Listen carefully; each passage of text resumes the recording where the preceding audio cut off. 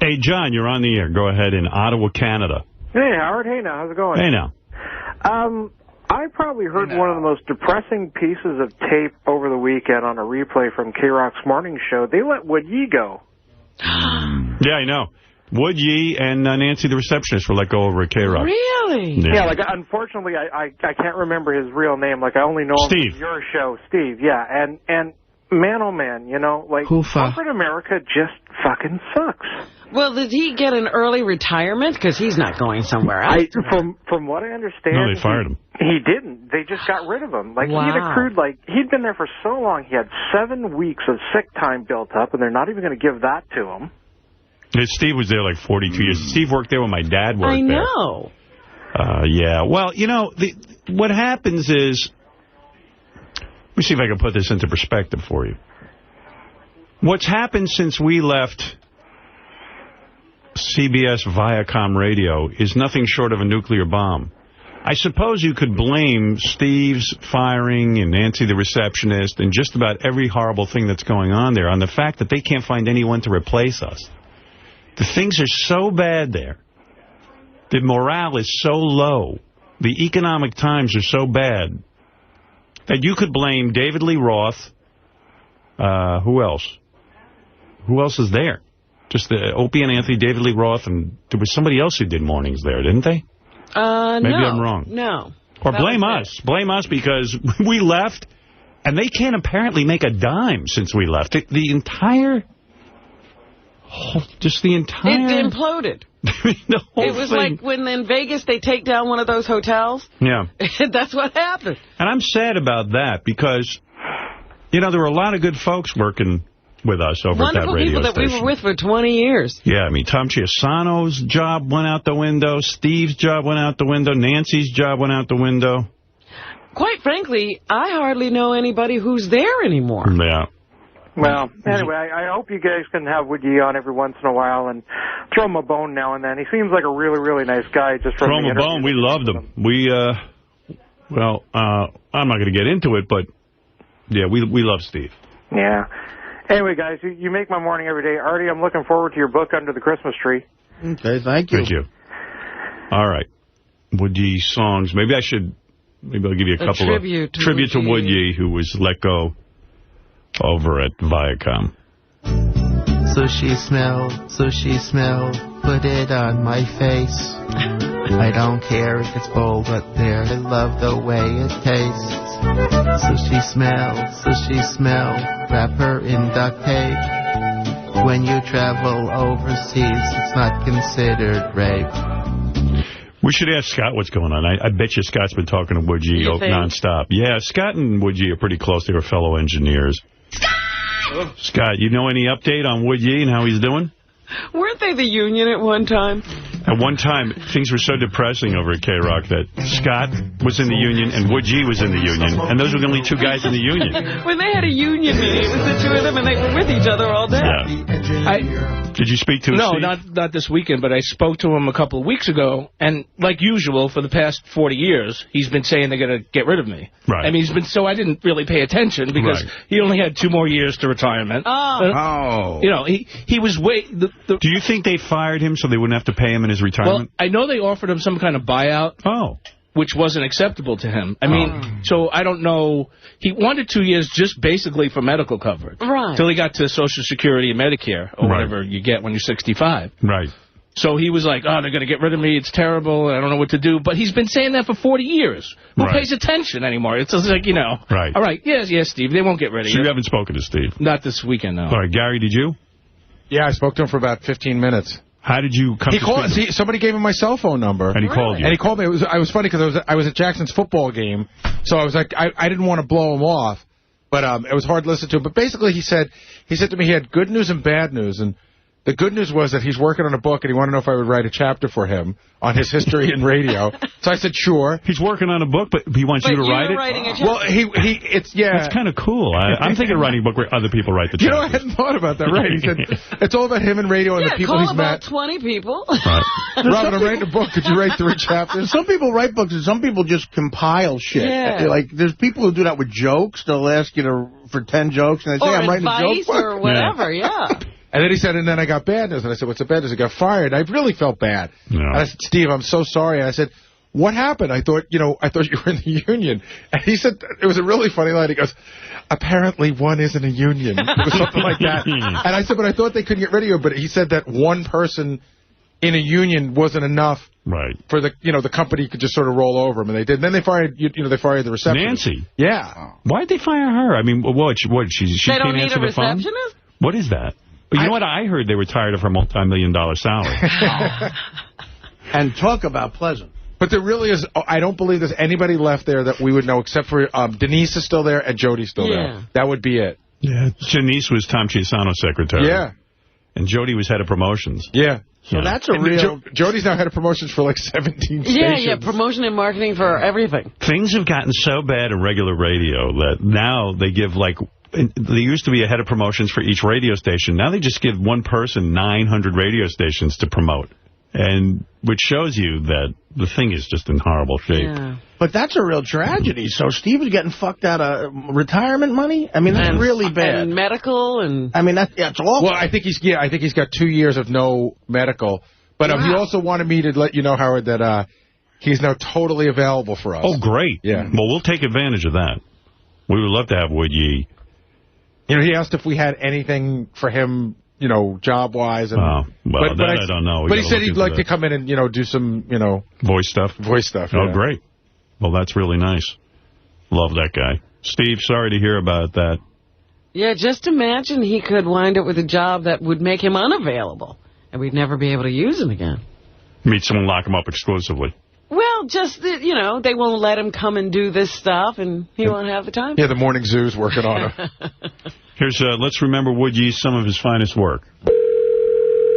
Hello, this is Anthony. How can I help you? Oh, yeah, you're the one. Okay, what can I do for you? I'm a little pissed off. I came in last week to buy tires, and you were rude to me. I don't think so, because I would never do that. Dirty, lying prick. What? I know it was you, wise ass. It was me? I don't think so. Don't lie to me, asswipe. What's that? I said asswipe. Get the grease out of your ears. You know what? You shouldn't have cursing, and I'm trying to be a nice guy. Listen, douchebag. You don't know who the fuck you're talking to. I don't know who I'm talking to. No, you see, you don't know who you're talking to.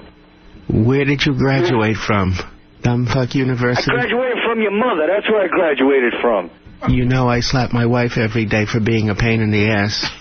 Don't think I won't do it to you. I slap your wife every day, too, for being a pain in the ass. When you kiss her, that's my fucking cock you taste. You're pissing me off now. I'm scared. Come do something. Spell mechanic, you dipshit. F-U-C-K-Y-O-U. How's that? You greaseball mechanics are all the same. Stupid and lazy. Stupid? Yeah, I'm telling you. Come here. I'll show you how stupid and lazy I am. I'll take a tire iron and shove it up your ass. You want to do what you want to do? Come on down. You come down. You come see me. You see what happens. You think you're so tough? I ass rape guys twice your size. You ass rape guys, you fucking queer bastard? Come down here, you fucker. Come down. Just give me a reason to wring your neck. I miss prison. I gave you a fucking reason. Come the fuck down. You're the tough guy. Come down here. You see what the fuck happens to you. Why do I always get the retards? You see who the fuck the retard is. Come down. I want my fucking tires, you prick. Oh. You ain't gonna get shit. All you're gonna get from me is my You wanna play? I'll play with you. I'm gonna play hard, too. That's good. You come with the hard play. You see what you get. You come with it. I'll rip your head off and shit down your neck. Come on then, tough guy. You come. Shit down my throat. Fuck you. And then we sent Steve down there. And he shits down his throat. And he shit down the guy's throat. Anyway, there's some great Wood Yee to remember Steve. I have other Wood Yee stuff, but I don't know if you want to hear that. I don't know how much Wood Yee you're in the mood for. Well, you started, and it's making me miss Wood Yee. And we're back with the Jack and Rod Halloween special. And on the phone, we have a real haunted house expert. How you doing, sir? Thank you so much. Haunted houses are real popular these days. Tell us about that. I think that's probably very true. And to me, though, Halloween retains the image of little kids at the front door for candy. Well, speaking of children, we have a special guest on the phone calling live from Leavenworth Prison. He gets out of jail tomorrow, and he's opening his own haunted house. Let's hear it for Woody Jackson. Hi, I'm Woody Jackson. Hi, Mr. Jackson. Can you ask Mr. Jackson some questions about the haunted house? Make it quick. I'm in maximum security. I only get one phone call. Well, that's using it to call me. Thank you. I'm really excited to get out of the joint just in time for Halloween. It's quite a time. This year I'm creating a haunted house called The Playground of Terror. Tell me about it. I have a real dark room where the kids have to feel around, and I stand naked in it. Oh, boy. That's a bit different. This year I want to dress up as a toilet, and I'm hoping some of the kids will pee on me. You know, the interesting thing to me is that life itself... Hello? Yes? Hello? I love dressing up as a Boy Scout leader. I get the boys to gather around me to rub my special stick for fire. The one thing that I think young people... Hello? Yes. Have you ever pulled candy corn out of your ass? Yes, indeed. It tastes like sweet and bitter chocolate. Oh, yes, yes. Ooh. Halloween is a wonderful time. From a child standpoint... Hello? Yes. I'd love to dip my cock in chocolate and have you chew on it. And that would be very nice, yeah. I know that... Hello? Yes, hello. My favorite game is bobbing for apple bags. I just throw a few boys in the tub and dive in. Aha. Well, that's another way to go about it, yeah. Oh, I agree. There are a whole variety of things, a way to celebrate for the young people. Hello? Yes. One year I dressed up as Michael Jackson. Thank God for the white glove. It kept the shit out of my fingernails. Oh, yes, indeed. Michael would have been... Hold on a second. Get away from my ass, Rufus. Aha. If I have to take one more black cock in my ass, I'm going to snap. Oh, boy, don't do that. Well, I hope that things... Hello? Yes. Happy Halloween. Happy Halloween to you, sir. Thank you. So long and happy Halloweeny. And to you. All right, there you go. Little Woodgie. Shouldn't we be looking for the guy on the other end of that call? Sure. He went along with everything. Disturbing. Yeah, that would be nice.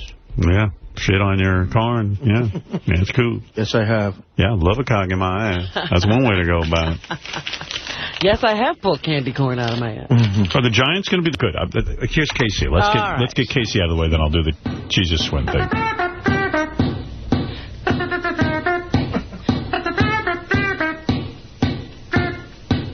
If you're feeling gay, wanna roll in the hay, who you gonna call?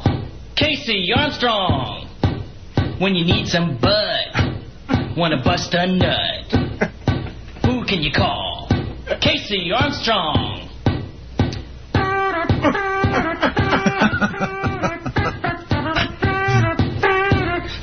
I ain't homophobic.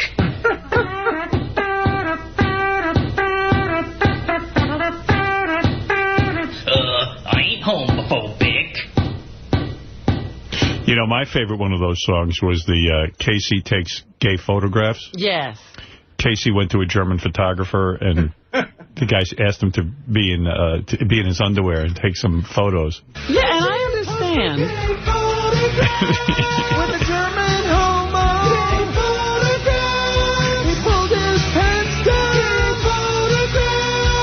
Casey pulls for gay photograph. He's a homo. Sent in by an unknown Richard Christie at the time. That's true. But I have heard there are more gay photographs of Casey floating around. Oh. Is that right? Yeah. Is that true, Casey? Hey, what do you mean, gay photographs? Why are you whispering? Hey, I'm sorry I'm whispering. The timing didn't work out good. Why don't you call when you can talk up? Yeah, that's what I was saying. But are you in the library again? What are you doing right now? I'm protection for these broads. They're escorts. Oh, my God. You mean hookers? Well, that's not what we call them, but, you know, they're not I don't think they're full service. I don't know exactly what they're doing there, but I just got to make sure that they don't get beaten up or anything. Oh, that's what you're doing now? You're an escort guy? Like you're the guy who stands outside the door? Yeah, there's 2 of them in there right now, and I just want to make sure that these guys blow their load so I can get them and go and talk to you. Then call me back tomorrow. Well, you got another job tomorrow? If you can't talk now, I'll talk to you tomorrow. Okay. All right. Can I call back in a couple minutes? I'll call you back. He's going to blow. I'll call you right back. He's calling right back. He's going to blow. Jeez, I love him. Wednesday is a big night for that. So, man. That is so funny. What is he whispering about? Gary said there was some sort of problem because he got some job where, you know, when the hookers go up to the rooms. There's always a guy. There's a guy. He's that creepy guy. He's become that creepy. What the fuck? I really hope his mother doesn't have serious. I wonder if he ever gets recognized, too. Hey, aren't you that guy from the Howard Stern Show? What are you doing now? I'm sure he does. Why are you standing in the corner? I'm here to break your hands if you get fucking crazy with these girls. All right, so we'll talk to KC tomorrow. No, he's going to call back in a few minutes. Yeah, but I'm going to be on with the Jesus Twin guy. I'm doing a radio show. You know, he doesn't understand that. Probably thinks it's satellite. It doesn't have to be professional. So for some reason, I keep treating this professionally. Radio. Yeah, I'm the only asshole around here who's treating this professionally. When I first got here, I thought Casey was like the most efficient. He would be here every morning, like handing you cards, talking. Right. You know, college boy. Good-looking kid. Sometimes I'm on satellite, I go, well, I shouldn't even behave professionally. I should just interrupt everything. Well, Casey's doing it right then. I'll take 2 more phone calls about, you know, the whole situation with Sal and everything, and then maybe Casey will call back, and if he doesn't... Then we'll move on? Yeah. Does that sound good? Yeah. Okay, let's go to Brad. Brad, you're on the air. Hey, Howard, how you doing this morning? Okay. Just wanted to ask you about not inviting email to me about Ralph's phone call and my attitude toward Ralph's call, and oh my goodness, very offended. Just ripping. He knew. Here, I'll read it to you. I was going to say, are you going to read it to him? Why not? Why not? Threatening violence. Really? Whoa. So upset he was about. Against who? Ralph. Not me. I didn't say it. I didn't even see Jimmy Show. I'm asleep. But wouldn't that be the point to have when you had that crazy woman with the towers didn't go down, she had so many phone calls come in because people disagreed? Wouldn't you think there'd be the same reaction to a Ralph show? All right, Cyrus. Definitely. Here is Jimmy Kimmel's email response to Ralph's accusations of thievery. The subject is really ? Okay. I just heard the show. Let me get this straight. You invented playing blackjack on television and hypnotizing people to do dumb things. Here's a clip of that being done on TV in the 50s. And mystery celebrity, here's a clip of What's My Line? Groucho was the mystery celebrity. This is also from the 50s. So now I'm getting attacked. Then now I'm a thief. Now I'm the rip-off artist. Our version of Mystery Celebrity is very different from yours. Our version is a game called Celebrity in a Box, played on the street with pedestrians and a celebrity inside a large box. When we play blackjack, it's a live remote to a casino. The whole studio audience, 200 people, is in on shares in the pot. We play 10 grand and let it ride 3 times. The audience won $100,000 and split it between them. As I recall in Vegas, you had individual hard luck cases playing for themselves. The only similarity is that we both played blackjack. When I was in the 5th grade, a hypnotist came to our school and made the students do silly things. That was 1977. By my logic, you stole Winfred's money from a game show I did many years ago. It was called Win Ben Stein's Money. I have to defend myself there. I said Win Ben Stein's Money is a funny name. So I've never even seen Win Ben Stein's Money. Right. I want to see, I could have called it Who's Smarter Than Fred thing, but all right. I just thought it was a funny takeoff on the name. Jimmy, but this is the key part. I don't steal material from anyone and don't appreciate the implication that I do. These are standard devices done by many people over many years, as far back as the 50s, on which we put our own very different twist. It is very disappointing to hear you assume that I am stealing based on Ralph's bullshit accounts of my show. It's pretty clear that Ralph feels threatened by our friendship. He is fucking with the wrong guy. I will not hesitate for 1 second to beat the shit out of him the next time I see him. I won't even say a word. I will start beating? I will break his nose before he says the word hello. That should be pretty funny. Do it here, please. Yeah. So Jimmy ready to fight. Although I will take exception to his Vegas betting thing. He did not really create that. We did. I thought so, but I wasn't really that uptight about it when Ralph said it. But it was an interesting observation. But Ralph also accuses almost every major show of stealing from this show. Jimmy should feel honored because now he's a major show. And I told Jimmy if he's going to fight Ralph, Ralph's in pretty good shape. I mean, but can Ralph fight? Yeah. See, that's... I've seen Ralph fight. Really? Yeah, Ralph can fight like a bear. He can fight. Yeah. I would never have guessed he was a fighter. Where did you see him fight? At a bar or something?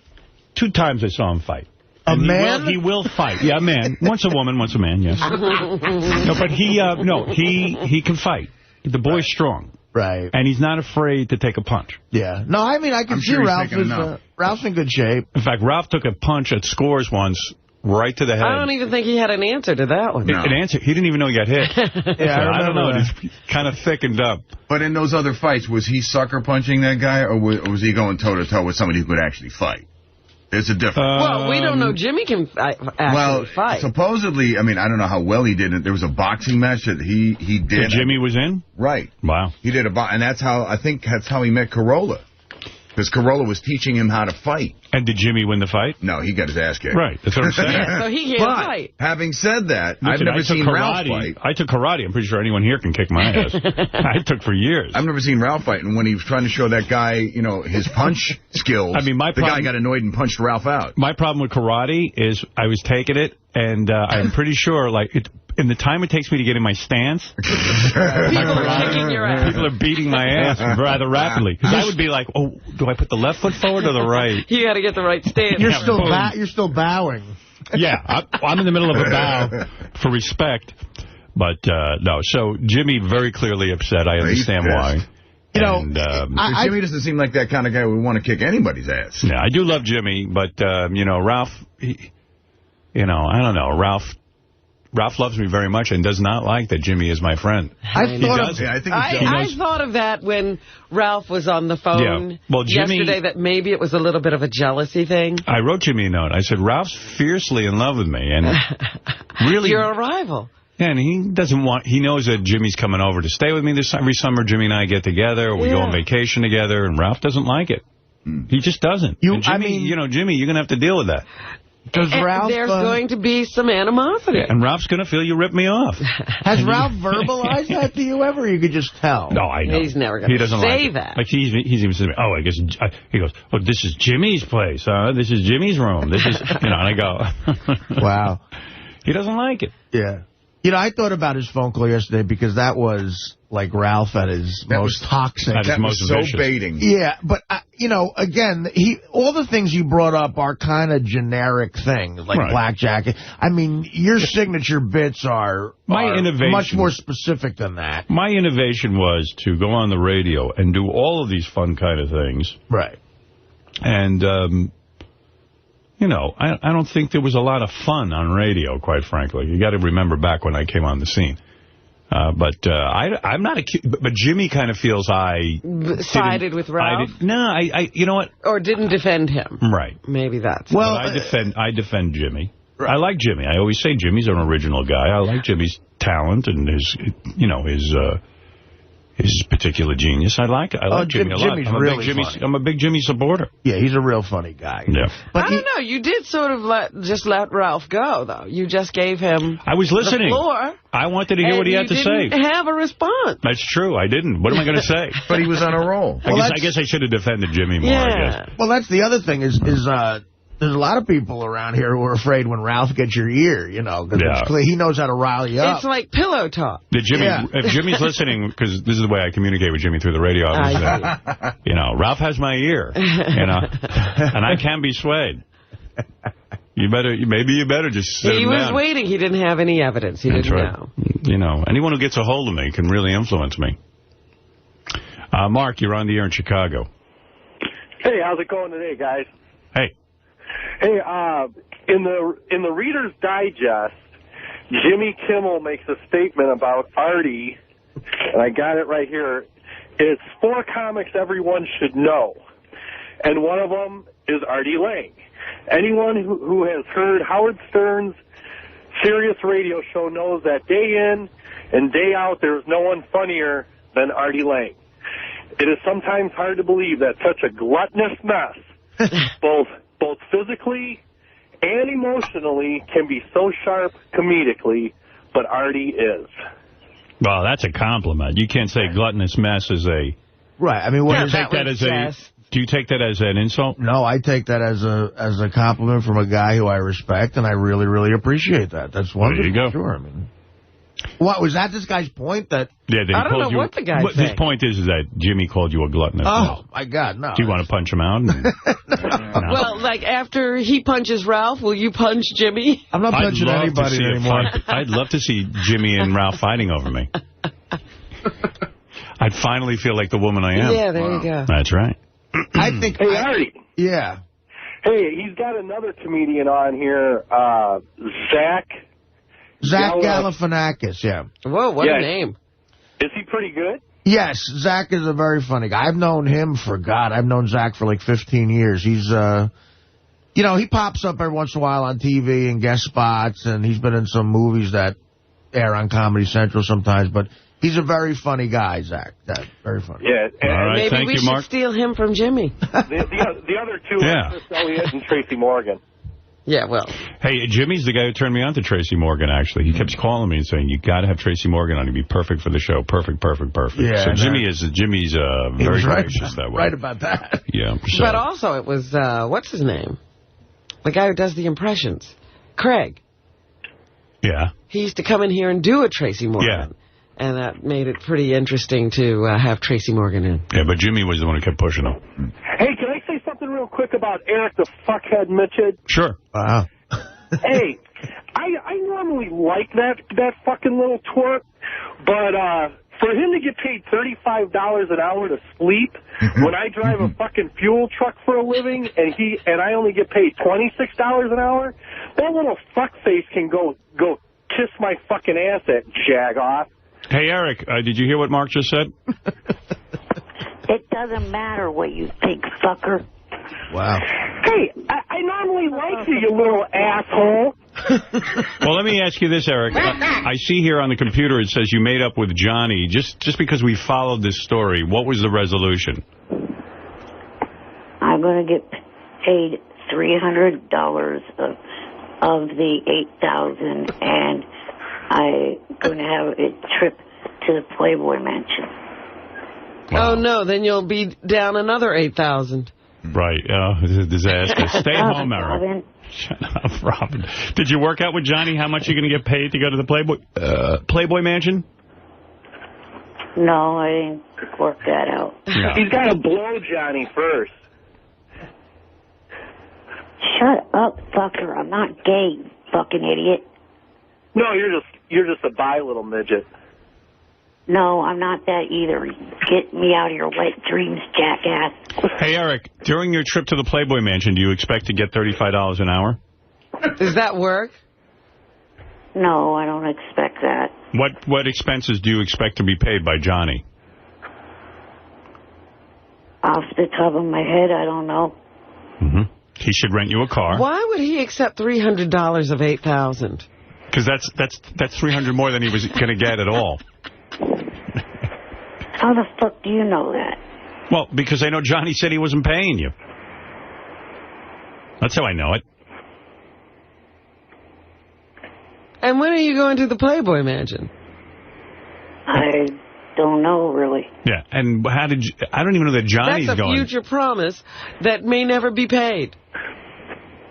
Do you consider it a fair settlement, what Johnny gave you? Yeah. You do? You feel $300 of $8,000 of $8,000 you're owed is a fair settlement?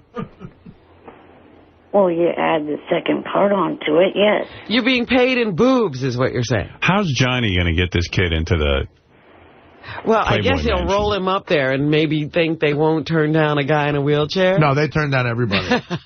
Yeah, I mean, I don't even know what Johnny's thinking telling this kid. You sure Johnny told you that? Yes.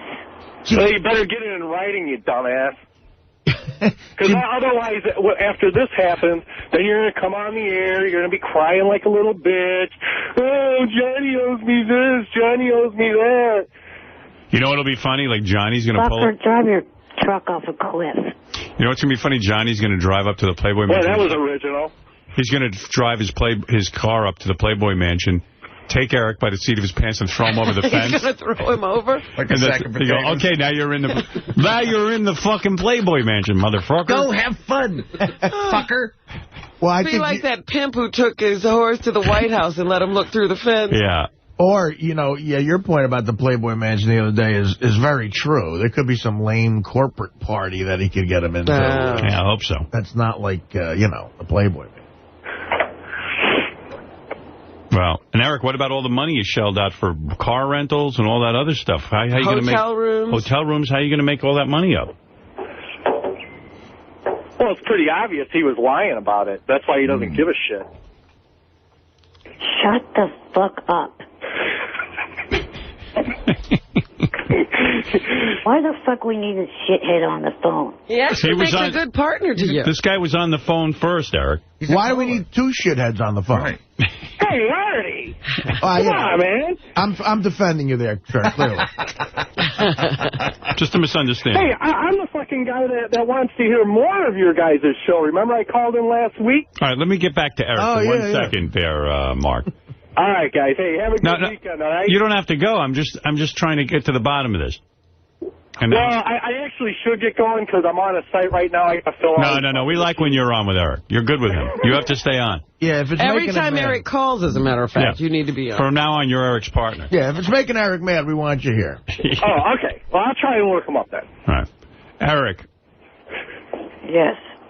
What the hell was I saying? I had a question. You were trying to figure out the resolution of the whole situation, I think. Yeah. Why he was accepting the 3. Yeah, I don't understand. How are you going to pay for the cars and the hotel and all of that stuff if Johnny's only giving you $300? I'll have to manage. Right. All right. And you're happy with this? Yes. He's never fucking happy about anything. Is the tour back on? Hey, Mark, they're not even telling you to shut the fuck up in my room. On your website? I don't waste my time going to your fucking stupid-ass site. You think I have time to go to your fucking site? Yes, you were there, I'd kick your ass out. Oh, boy, I'd be so hurt. God, I don't know what I'd do with myself. You think Mark has time? How many people are in your room, Eric? Just him. No, there's quite a few people, including 96 people viewing it from the outside. Oh, what the hell happened to my camera? Uh-oh. Oh, shit, Stickum crashed. Stickum crashed? Oh, fuck, what are we going to do? The world's going to end. What the hell happened to my camera? All right, well, Eric, I'm glad you made up with Johnny. Is the tour back on? Yeah, that's the final question. Is the tour back on? I suppose it probably is. You didn't even check? No, not last night when we made the deal, no. Wow, Eric, you're a real bad businessman. Wow.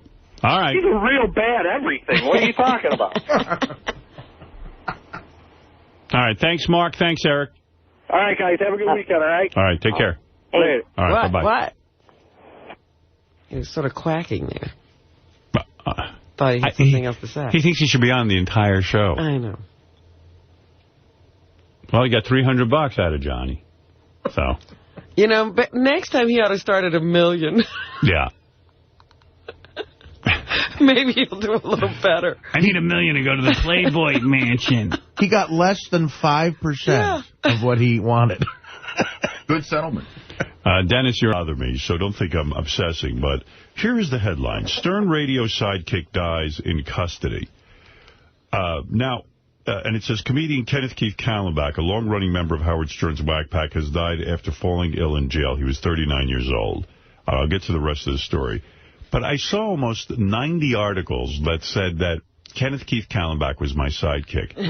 And, you know, it's just a strange thing to me. It's as if to say, you know, I was on The Tonight Show as a guest. Am I Jay Leno's sidekick? I guess when you die, Jay Leno's sidekick, Howard Stern died. Right. I mean, in other words, it's like saying... if you're a guest on this show... Robin is Whoopi Goldberg's sidekick on The View because she was on The View the other day. Yeah. I don't mind if they call Kenneth Keith my sidekick, but it just seems to me that reporters, when they're reporting on a story, would spend more than 5 minutes to know that the guy was a guest on my show. Well, they say he's a member of the Wack Pack. Right.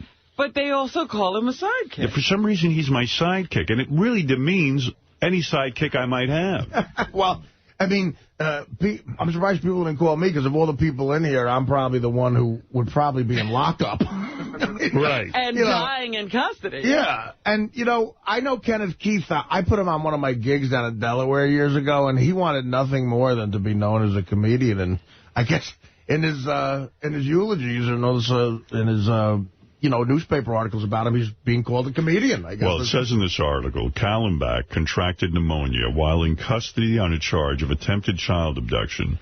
He died Thursday at, I guess it's Riddle? Yeah, I guess Riddle, Pennsylvania. He died Thursday at Riddle Memorial Hospital near Media, Pennsylvania, said his mother, Faye Kallenbach. She said her son suffered from the chronic ailment cystic fibrosis. I didn't know that. Really? I didn't either. And I kept that quiet. And officials at the Delaware County Jail near Philadelphia had failed to properly care for him. County officials said he had been cared for promptly. Stern first reported the news on his Sirius satellite radio show. Kallenbach, whose goofball antics included attempting to blow smoke out of his eyes, made dozens of appearances on Stern's show beginning in 1990.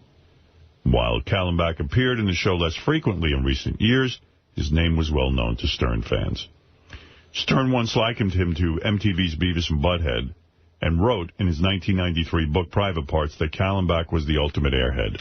I don't even remember writing that. I think that Kenneth Keith joined us in the 80s, actually. Yeah, I thought he was way earlier than that. But, well, I mean, wow, you think, I mean, it's kind of sad, the Steve Langford report, if it's true, and Langford's always on the money, that he told his mother, Ma, get out of me. I'm gonna die if you don't get me out of here. Like, that's really well, shitty. Cystic fibrosis does affect the respiratory system very severely, so it would be relatively easy for him to What is get. cystic fibrosis? It's some kind of, it's a congenital thing, and it makes for, like, really thick mucus. It's bad, yeah. Yeah, and wow. He obviously had a milder form of it, but, yeah, you know, like, once those fluids get all coagulated and, you know, he gets an infection, I guess it's really hard because they can't even cough that crap up. Really hard to get them better, and they, you know, very susceptible to pneumonia, I would imagine. Maybe he shouldn't have been smoking through his eyes. That can't be good for you. It would not have been, no. That experience I had in the L.A. County, man, I'm surprised this doesn't happen more in prisons, because those fucking... That first part of you being in there, after you get your ass checked and you're waiting to get processed and be assigned the cell, if it's 6 hours, whatever, they don't give a fuck if you're bleeding. Like, they really don't care. And they're demeaning, you know, and people are like, hey, I'm sick, I'm that, and I don't know, man. Well, your experience was in another facility. We don't know exactly what happened where Kenneth Keith was.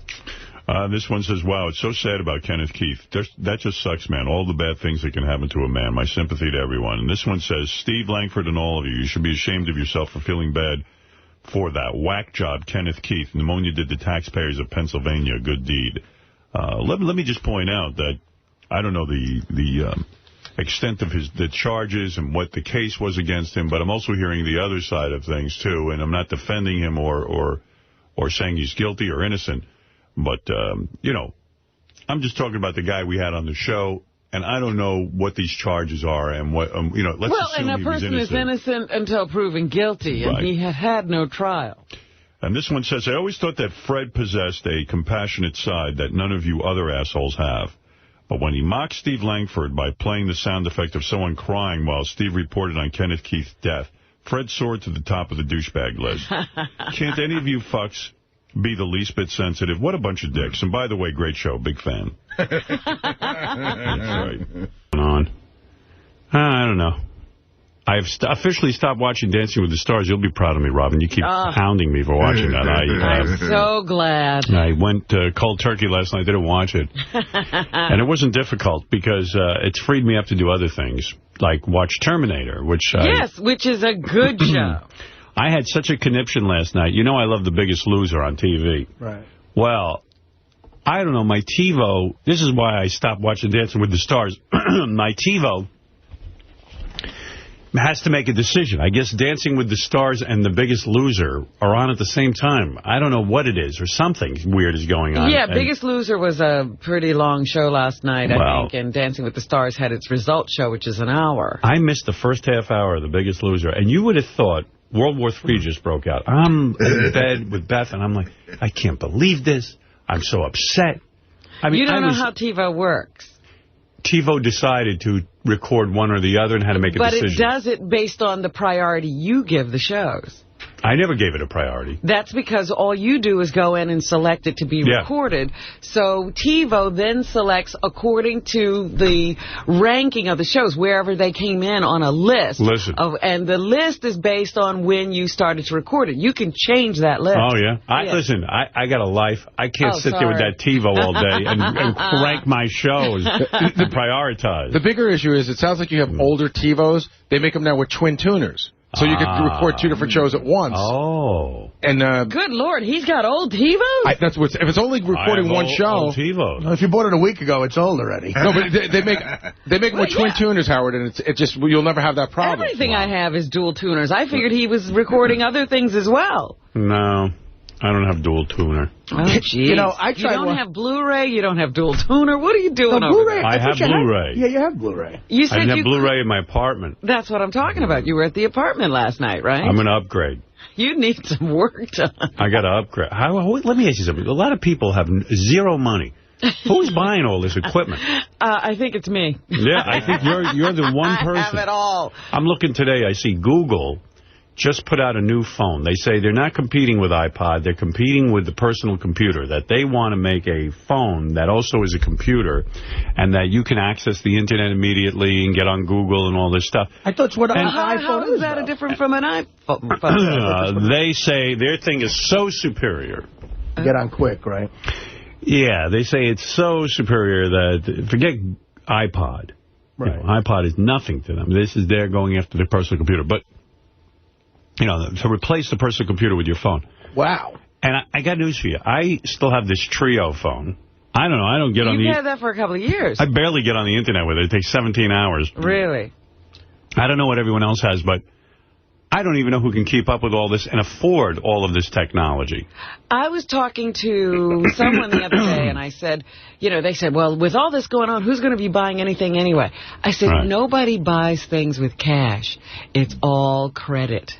And people are addicted to it, and the people who market things know it, and people are buying on credit and paying minimum payments. Absolutely. When my friends ask me for money, it's almost always their credit card debt. Oh, really? Yeah. Oh, yeah. When they say, could you... When I say, like, somebody really close to me, I'll say, hey, it's your birthday or something, it's Christmas. They'll go, hey, just pay off my credit card. That's what they tell me to do. My personal philosophy has always been, even from the day I made $96 a week, I never, ever had credit card debt in my life. Never. If I made $4, that's all I spent. You know what I'm saying? I don't understand the person that could sit there comfortably month after month and rack up this interest on these credit cards. You got to be out of your mind. Look around you. Everybody else is. They're irresponsible. And I'll tell you what else. If you can't pay your credit card bill for 3 months straight, they should rip up the credit card. That's it. That's it. You're done. Who should rip it up? The company. It should be a law. They want you to be strung out to them. That's right. It's usury. They want money lending. Of course, yeah, like a mini version of what the mortgages, that mortgage situation. They're like, fuck you. We want $20 a month from 1 million people. I saw a woman on TV the other day who said the credit card companies, after you've declared bankruptcy, the credit card companies come after you again to give you a credit card. Why? Sure. Because you can't declare bankruptcy again, and they know you will pay minimum payments. Right. I'm reading about this crisis we're in financially, and, you know, I don't understand half the shit I read in the newspaper. I'm just not that bright. But they were saying I tell you, I'm reading some article in the Post about how the biggest market for these mortgages were illegal immigrants and illegal aliens. They would actually, you can actually get a housing loan. Even say in the ads in Spanish, it would say, no need to show proof of citizenship, no need to show... so imagine, I don't know, the whole thing is insane. Yeah, can you imagine now you're going to... you're going to put an illegal immigrant in that kind of a situation. Yeah. Like, you're going to target that market. Hey, and they targeted big time with advertising and everything. Randy, you're on the air in Staten Island. Hey, Howard, how you doing? First time, long time. Hey, now. I got a couple things. First, JD, I think he's great. He's awesome. Every time he comes to the studio, he's just a great guy. I love him on a wrap-up show. It's just great, the way he stutters, and he just caps the show. One of my favorite things is to listen to J.D. talk. In fact, I had a great privilege this morning. I was listening to a piece of tape where J.D. was on the wrap-up show yesterday. Yes. And J.D. was in here with me, so I got to stare at J.D. while I listened to J.D. Wow, there's a treat. And then he started laughing because he saw me staring at him. But it's you can't take your eyes off him. Yesterday he was on the wrap-up show. J.D. feels awkward when he talks to Robin. Here's a little clip of that. Now, Robin said she felt bad for you today. Do you believe that? And she also said she's tried to have conversations with you. I'm sure she felt bad. I'm sure she's tried conversations. But it's not like, we just haven't had as many conversations as, like me and you have had. Like, we're pretty, friendly and stuff. Absolutely. and you seem to get the real me or whatever. I don't know. And there's still sort of, cautiousness or whatever, weirdness, awkwardness that I am towards, Robin. Wow. And people. And Fred, and some of the other people. Well, do you have to think about what you're saying, like, when you talk Sometimes, to her? Yes. That's how Why? I don't know. Should I say it on the air or something? I don't know. Oh, so you're worried that the conversation may carry over to an on-air thing? That's one thing, yeah. Wolfie had such a great bit when he read back the transcript of J.D. Yes. I was saying it would be great to get a court stenographer in here, and every time J.D.'s in, just have her read back whatever he just said, because it would be great. I wonder if she could get all of that. I mean, how do you record? They get it. Got to be good. Arg. Arg. He talks like a comic book when there's a fight going on.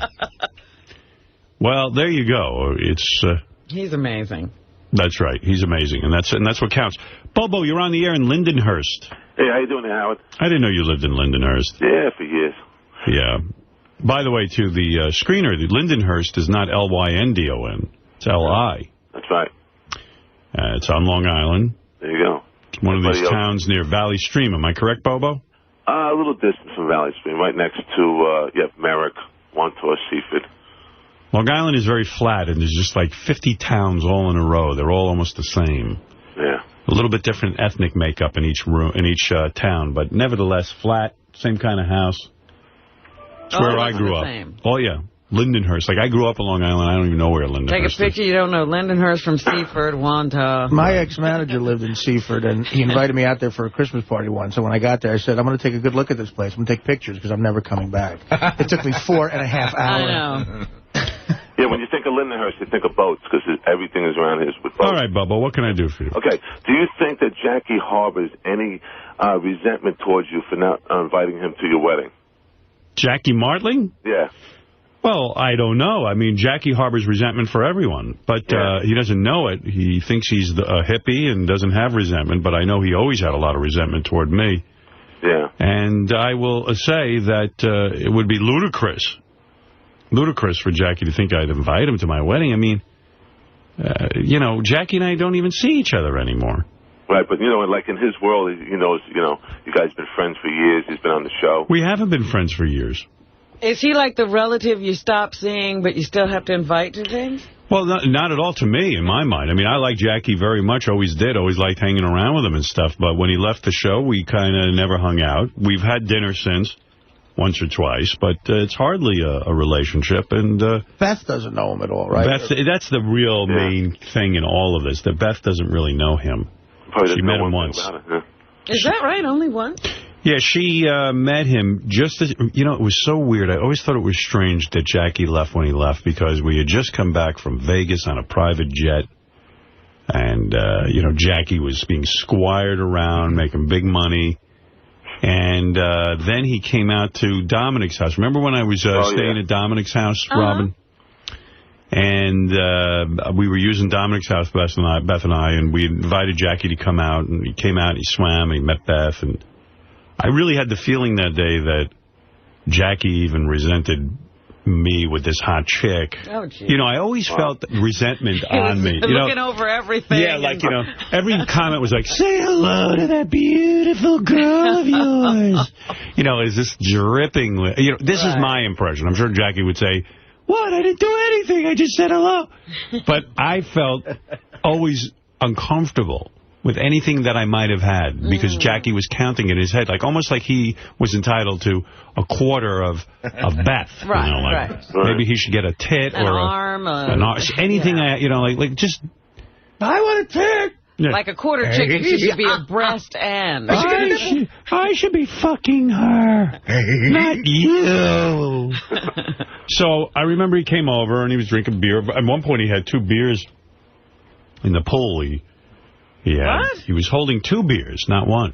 Was he on a float? Couldn't drink fast enough. And even then I would watch him suspiciously and go, gee, when he's with me, he's got to make sure he gets his 2 beers at a time. Like he wants to get everything. It was clear there was a sort of a damaged relationship between you two. Well, you know what was It wasn't healthy. Everything, we were looking at everything. I didn't feel comfortable. I would have worked with him had he signed his contract, and believe me, it was a good one. But, he too many shenanigans. But what I was remembering now was he even collected water here. Remember, he used to take bottles of water in his beach bag. Because, he just had to get extra. Anything. Everything. He used to drink like 50 bottles while he was here and then take some home. I used to clip waters from the Norm Show. I can't. It was unbelievable to me that he would clip the waters. Yeah. I mean, it was like. No, I got a long day, and I'm just going to put a few in my beach bag. And remember how much water he used to drink while he was here? He never drank water. But constant he used to water. Drink it like it was going out of style. Yeah. He saved all of his water drinking for here. And, but whatever. And that was, so Beth met him that one time, and then he left the show, and we haven't been friendly since, really. And it's not that Jackie's not my friend. I mean, he's a nice guy. I like Jackie. He's a fun guy to hang out with socially, but it'd be kind of silly to come to my wedding. I don't think he was expecting an invitation at all. I would imagine he wasn't. I think everybody else would be uncomfortable, too. Yeah, it would just be strange, and I know he'd be sitting there watching me. That should be mine. And then what table you put him at. Right, that would be a problem with that. Too. Yeah, that's the whole big thing. Everyone's going to have a problem, I mean, and he'll instigate others to have a problem. Can you believe the table I'm at? But look at the table you're at. It was great looking at you through the pole. Wherever he showed up would be bad. Yeah, I don't need to be critiqued by Jackie. Can I do what the fans are going to do to save you the aggravation? Sure. You say this happened after you got back on the private jet in Vegas. Yes. So I know for a fact that year you were in Vegas at the beginning of February. You were at Dominic's in February. Did we go to Vegas in February? You did. You were out there because I was out there, this was during the summer that Jackie was at the house. So it had to be long after that. Yeah, that would have been after he quit. He quit March 5th, as you know. I don't know that, but that's interesting. You have it in your book. Right. March 5th. Yeah, but I mean, I don't associate it. I don't know. I just remember there was a time he met Beth and he was in the pool. Right. It was at Dominic's house, I believe. Well, Dominic has an indoor pool. No, but it was on the outdoor situation. That indoor pool, I don't think Dominic's ever... He has that to show people. Yeah, because it's never working. So he's like, he doesn't put any money into it. Why do you have a pool in your house and never make it work? Because he's not going to put the money into it. When I stayed at the Dominic's house that night before we went out to the Mohegan Sun, that's... Yeah. I drove out to Shelter Island with him. I was with him in his Bentley on the ferry to Shelter Island. It was like too much Dominic time. And that was when he was fat, too. So he took me for a big linguine and clam sauce dinner. He didn't even see the plate. He was just eating, and the linguine would come up his stomach. And he showed me his indoor pool, and And then you go, oh, it's not working. It's not working right now. Covering it didn't work. Yeah, it's all green. And the water's green, you know? Yeah, it was like, he goes, if you want to take a swim, I'm like, I'll swim outside, maybe. Yeah, no, it doesn't look inviting. It doesn't look healthy. Hey, Howard. He probably needs to put $100,000 into that thing. Yeah. And he ain't going to do it. I seen Jackie a couple months ago, right? And he's done after he's finished his act on stage. He wheels his suitcase off. So I thought he was going to take a trip or something. He comes out and he opens up. He's got all his joke stuff he's selling. Hey, everything's $20. Yeah. You know, I always used to say, you know, Jackie has all of this junk with his name on it, coffee mugs, you know. And I guess it costs him about $5 to make these things, and he sells them for $20. And I said, who are the maniacs that go to these shows and buy a jacket? You know, I said, they must wake up the next morning and look at the 2 mugs and the fucking joke cards, and they must look at this junk, and they must go, what did I do? What did I buy? It's never been like he got a good logo or, you know, planned it out and designed it. No, it's just advertising after advertising slapped all together. But Jackie used to bust my balls back. You don't know people, man. They love this stuff. They eat it up. I only make it because they want it. And then he used to give it to us for Christmas gifts. Yeah, he once, when one of my kids was born, he enclosed a few mugs and joke books. And the nightlight. The nightlight for the boy, for the girl. A blue nightlight for a girl. It put about 3 milliseconds of thought into the gift. No thought, probably. Everything's $20, huh? Yeah. He goes, don't blame me. My wife got the nightlight. She thought it was funny. Great. I go, well, it was a scream over at my house. I can't tell you how nice it was for you to send me that.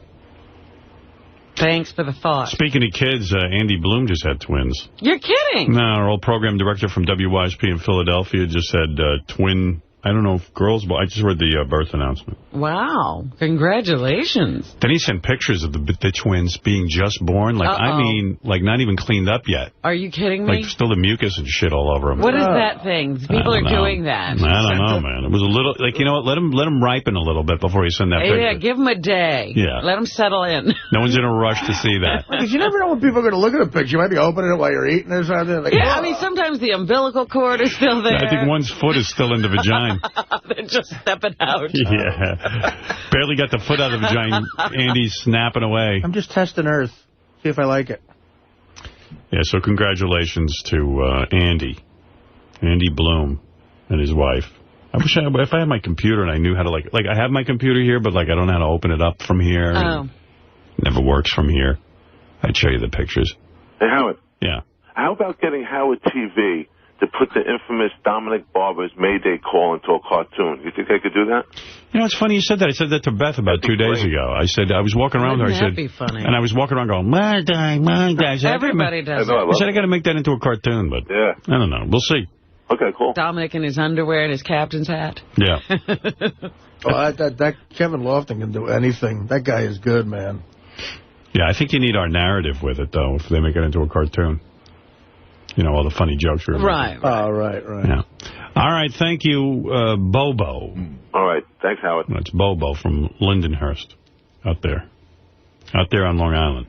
You think of boats when you think of Lindenhurst. I didn't know it was supposed to do that. I didn't think of it at all. I didn't even know there was water near Lindenhurst. Seaford's on the North Shore of Long Island. Yeah, from my manager living there, he lived right on like a thing that looked like a canal lagoon. Well, the North Shore of Long Island is much more beautiful than the South Shore. Oh, it is? Yes. I mean, the South Shore is flat, and North Shore, they got all the dough. You know what I mean? The do-re-mi and the Why did they go north, those people with the money? Well, it's I don't know. I don't even understand it. Rich people look at what's best, and they take it. Right. Nothing good on the South Shore.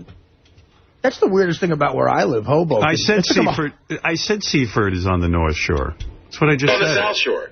What? It's on the South Shore. Well, is it? South Shore. Seaford is the South Shore? Well, Bobo just said it was near him. Oh. Yeah. Seaford. I think it is.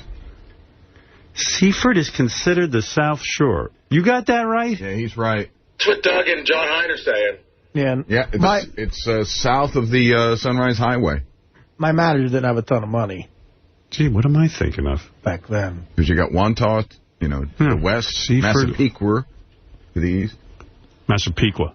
Pequer. John used to say Massapequa. Howard, maybe you're thinking of Sea Cliff? Sea Cliff. I'm confused. I'm thinking of Sea Cliff because I used to go and there was a little restaurant at Sea Cliff I used to go to. Yeah, I'm thinking of Sea Cliff. I see. Who the fuck cares where it is? I don't even care. Long Island has a lot of bad memories for me. Oh. And some good ones. Yeah, anywhere I lived had bad memories. Oh, you still live there. You still live there, and there's some good memories there now. Well, you're receding. Let's just say where my parents put me on Long Island, there were a lot of bad memories. Somehow when I found a house, I had some good memories. My parents didn't know how to pick a neighborhood, I'll tell you that. They pick a neighborhood where, like, you'd rather be in prison. You'd rather be getting fucked in the ass You'd rather in a drop prison. the soap. Yeah, I swear. You'd rather be Ned in prison. I would put a broom up your ass. My Uncle Tony told me how to figure out, because when I got some money, he told me how to figure out a good neighborhood, but I don't think it's the way you want to do it. He said if you see a black guy, make sure it's garbage day. That's what he said? Yeah. Well, that's terrible. And if you see a black woman, make sure she's a maid. Oh, my. Wow, he was a racist. We would laugh over that. No, in fact, I hated my white community more than my black community. I hated Rockville South. But you got the shit kicked out of you in the black community. Yeah, but it was worse in the white community. They rejected me. Oh, you'd rather deal with rejection than getting attention, but it's your ass kicked. I told you, getting my ass kicked, at least people were interested. At least he was special. I was special. In the black community, I was always paid attention to. He was important. He was like the ball in basketball. You couldn't play without him. In the white community, I was ignored. It was almost as if I was a lummox. They didn't even have a use for him in the white community. I was a lump. Don't you guys want to kick my ass? And doesn't anyone pay attention to me here? And then you're like, wait, I can kick your ass. This is fun. Yeah, I was not that popular. And we were trying to get out of J.D. yesterday what his high school life was like, but we couldn't. Can you imagine really the horror of J.D. trapped in high school? Horror. Had to be horrible. He won't even let us in. And, no, he won't. I guess it was so horrible he doesn't like to revisit it at all. In the black community, I was like Eric the Midget. In the white community, I was Scott the Engineer. Oh. Wow, let me think. Who would I rather be? Definitely Eric. Yeah. At least Eric has a type A personality. Yeah. He does. I mean, like, he's got a lot of shit going on. I'm on a lot of stuff. Loyal guys. Oh, wait, here's my dad. My dad's all worked up now. Hey, Dad. First of all, hello, Howard. Hi. With the abortion. Now, I read that whole article about that doctor that was shot, and invoking this special law. The point of the matter is, most times on a late-term abortion, it has to do with medical problems. Right. It's not some kid that's getting an abortion. Now, if they take the position that you cannot abort a child, let's assume they take these tests, and the child is without arms and legs, whatever you want to call it. Well, it has Down syndrome, or one of those fucked up things. So, like these people that are yelling, are they going to take care of these children? No, they don't take care of anything. Listen, you heard the guy on the phone what an imbecile he is. Yeah. He goes, I believe in a month or 2 or 3. First of all, when you do amniocentesis, anyone who's had children knows they do a test. In the 4th month, they do the amniocentesis. You don't get the results back to the 5th month. Right. In the 5th month, you find out if there are birth defects that are so severe. Right. And I happen to know something about this. I can't go into it personally. Right. But there are birth defects that when the doctor walks in and says, listen, the child has mosaicism or something like this, where literally it is a rare genetic disease, and the child would be born, their eyes would be in their feet. You understand? That's a major aspect. It's a huge aspect. They can't perform the abortion in the 3rd month. They don't know that. Right. I mean, come on already. And we can't support these children.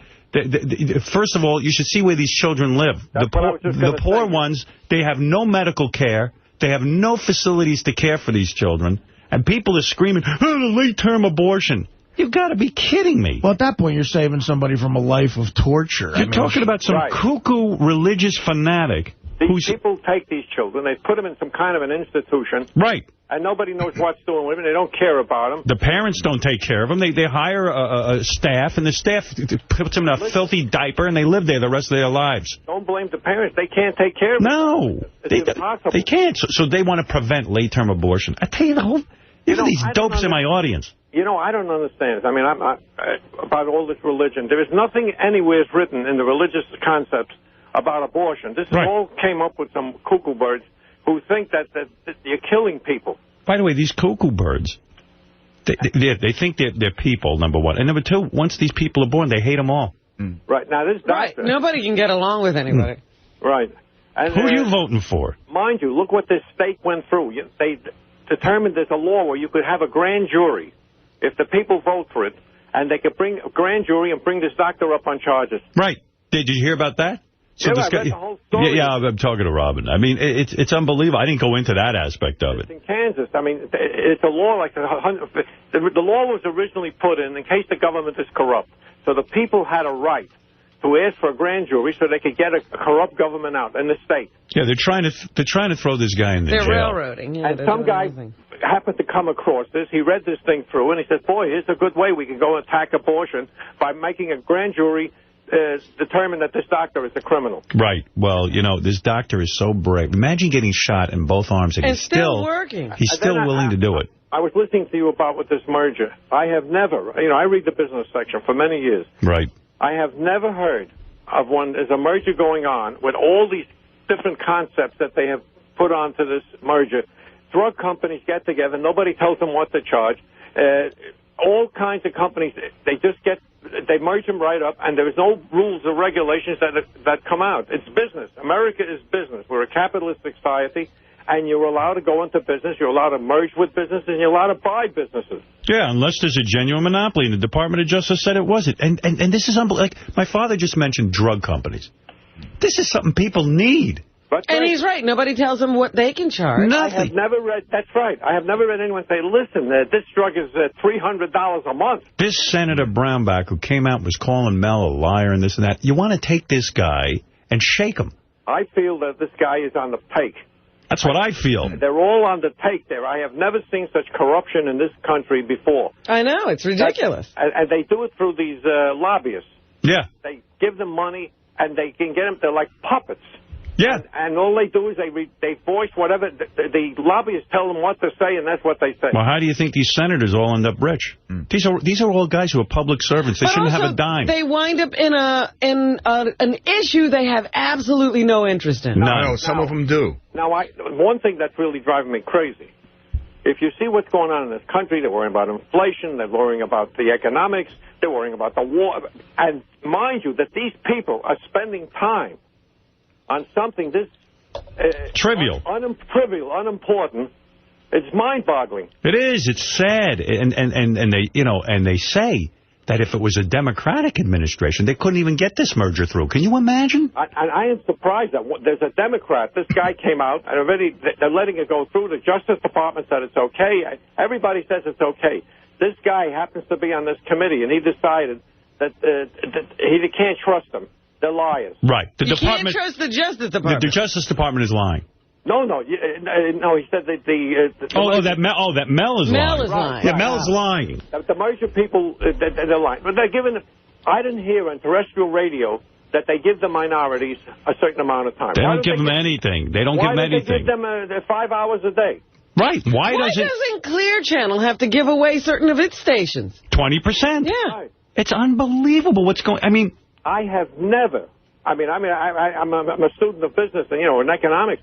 I have never seen anything go on like this. I mean, there's no shame involved. The head of the FCC. I think they can do it right in front of you. The head of the FCC should come out today and say, listen, I was wrong. We not only approved the merger, forget all you motherfuckers who are trying to step in on this thing. He already approved it. Yeah, he said it's okay, but with 50, if you read this list of stipulations, your head would spin. Well, I saw that, and you know why they're bowing to it? I mean, they got them by the short hair. They got him by the balls. And that's why Mel is. Believe me, I've never seen the guy so down. I mean, it's unheard of to tell companies that you got to reduce rates, you got to do this. You can't charge anybody. Listen. The market will determine what satellite it can get. And it's very obvious. And, like I read that in Congress, they say... Hello? What happened to Dad? I don't know. Call my dad back. You know, he was on a roll. The reason the government doesn't care if the drug companies overcharge for pills is because the government is getting a piece of it. Right, of course. They're getting Even a part Canada, of it.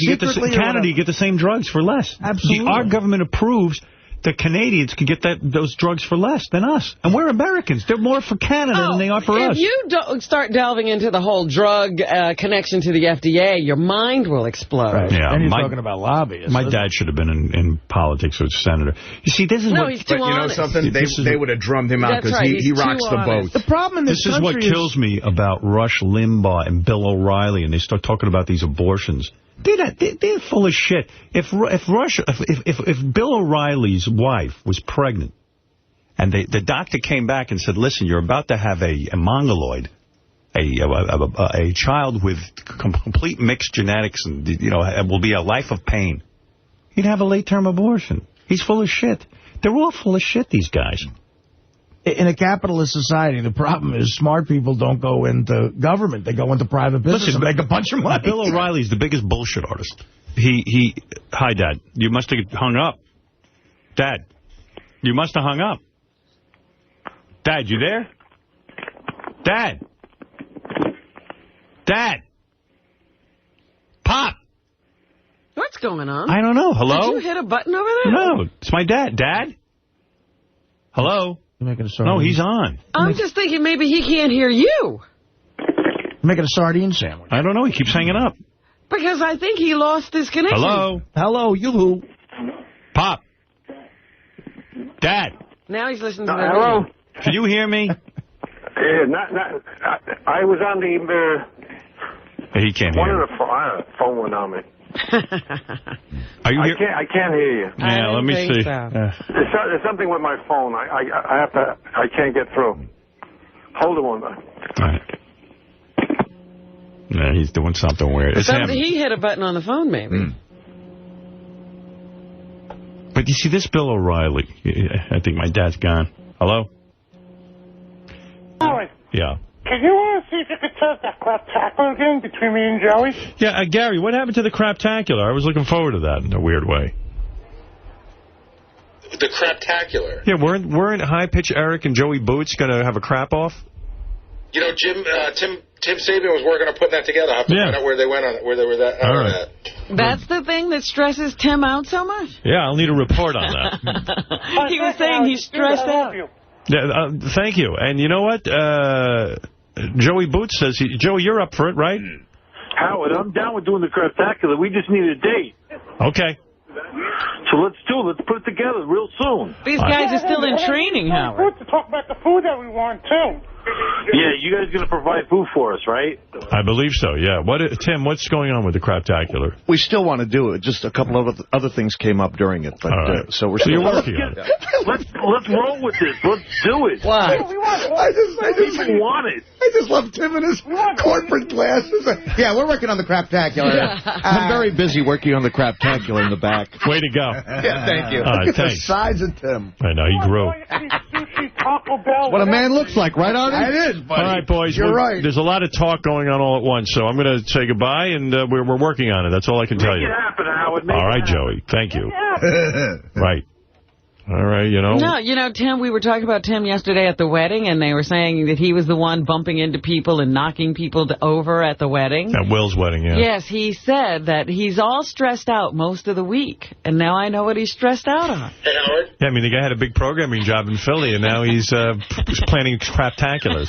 Yeah. Go to Gary page 2 of the wrap-up show, and in 30 seconds, Tim explains his behavior at the wedding. It's the fourth one down. Tim Sabian now joining us on the one. wrap-up show. God cursed me with a personality, number one. What did he say? Number two. God cursed him with a personality. You see me at work every day where I'm under pressure, I'm running around like a maniac. You know, I don't have time to sit there and be Mr. Congeniality.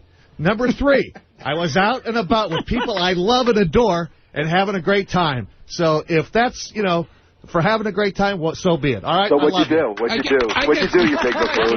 I guess Tim took my personality over.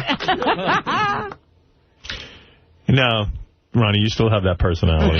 Don't worry about it. He's got a different personality. You haven't lost that personality. That's another thing that came on the wrap-up show yesterday, Howard. If It's at the second clip down, but Ronnie says that you've never, ever had his back.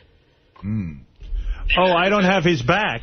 Let me tell you what he'd be doing if it wasn't for me.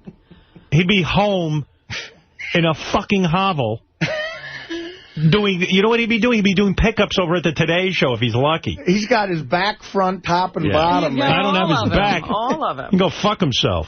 I don't have his back. First of all, that back is so hairy, who could have it? I didn't mean to say that it was him. All I'm saying is go back and listen to a lot of stuff that people do on the outside, and they say we do this on the show, our show, this show, Howard's show, and they bring it up in conversation like that if they're at a comedy gig or hosting. He's retarded. What has that got to do with him? I don't want him doing it. He is the world's worst spokesperson. He's not funny. He stands up there. He's busy touching everyone, and he's we. There's no we. I didn't hire him for this shit. He became a strip club mogul. I don't have his back. He expects me to put up with any bullshit he does. And then he comes with the we and they. They do it, so why can't I do it? I didn't ask him to do this. I don't need him doing it. He doesn't get it. I don't need him doing this. Like, that's the weakest argument. Well, I saw somebody else do it. You're like a child. You don't get it. What's wrong, man? I saw someone else do it, so it's okay. What do you mean I don't have your back? What the fuck would you be doing without me? When I retire, we'll see what you're doing. Wait a minute. We'll see what you're doing. That's not what I was talking about. We'll see what you're doing. That's not what I was talking about. You were talking about that you see other people going to places and saying we. Right. I'm talking about you. Okay. But nobody else gets yelled at for it. I do. Other people get yelled at for other things. No, they don't. You get yelled at. They piss in the street. You're not funny. Doing things in your name. You're not funny. Pissing in the street and everything else. That's funny. Pissed in the street under my name. Someone pissed in the street on my name. People from your show. I'm not talking about that. You went up on stage and said, what I'm saying about you not having my back, no matter what it is, dude, you never stand. I don't have your back? Okay. You can leave. You can leave. Goodbye. Get out. Get the fuck out of here. You never stand up. Get the fuck out of here. You never stand up. Everything is my fault. You're not Everything is my fault. Everything is my fault. You're right. And I'm going to show you how I don't stand up for you. You're done. Everything is my fault. I don't need you to do security anymore. You can just go sit in the car. Everything is my fault. Go do some pickups over at the Today Show. Everything is my fault. Goodbye. I'm not talking about that. Goodbye. Oh, you're not talking about it? No, that's not what I was talking about. I don't have your back. Get out. That's not what I was talking about. Get out. Okay, I don't care. Goodbye. Get lost. Get out of here. Goodbye. Done with you. Yeah, good. Goodbye. Get out of here. Get out. Get out. Get out of my studio. You insane? I don't have your back. You should be blowing me every day and sticking your tongue up my asshole. You got to be kidding me. I don't have this guy's back. This guy's fucking insane. Gave him a life. I don't have his back.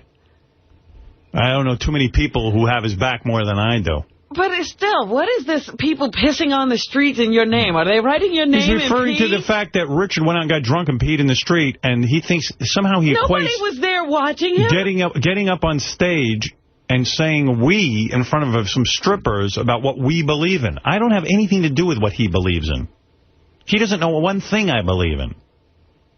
He's not my spokesperson. Him and Dennis Hoff are my spokespeople now. Oh, goodness. I mean, well, listen to this guy. I had to throw him out of here before I took his back. I take the hair on his back and rip it out. Nudnik.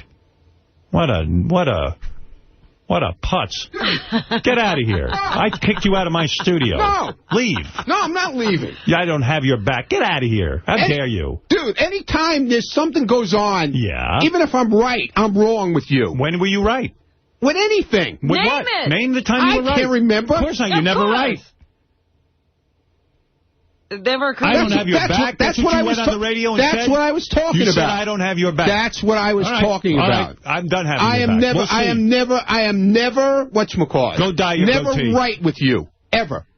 No matter what it is, even if I am right, you'll say I'm wrong. But you can't give us an example. Just say with that. Give an example of that. When were you right that I said you were wrong? Yes, give me an example. Yesterday with that whole thing with the girl. No. I didn't do anything with that girl. What girl?